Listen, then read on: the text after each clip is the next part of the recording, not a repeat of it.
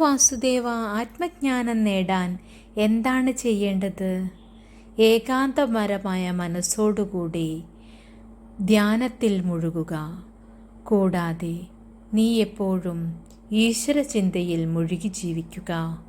എല്ലാ കർമ്മങ്ങളും ഈശ്വരനാണ് ചെയ്യുന്നത് എന്ന ബോധ്യത്തോടുകൂടി നീ ജീവിക്കുകയും മറ്റുള്ളവർക്ക് ധർമ്മഗ്രന്ഥങ്ങൾ പഠിപ്പിച്ചു കൊടുക്കുകയും ചെയ്യുക. നിസ്വാർത്ഥപരമായ നിന്റെ കർമ്മങ്ങളിലൂടെ നിനക്ക് ആത്മജ്ഞാനം നേടാവുന്നതാണ്. അതിനായി ശ്രമിക്കൂ പാർത്ഥ.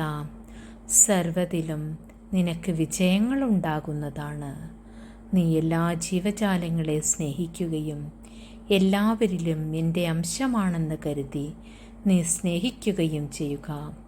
ഇതേ വിധത്തിൽ ചെയ്താൽ നിന്റെ സർവ്വവിധ ആഗ്രഹങ്ങൾ നടക്കുന്നതും നിനക്ക് ദൈവത്തിൻ്റെ സർവ്വവിധ അനുഗ്രഹങ്ങളും നിനക്ക് ലഭിക്കുന്നതുമാണ്.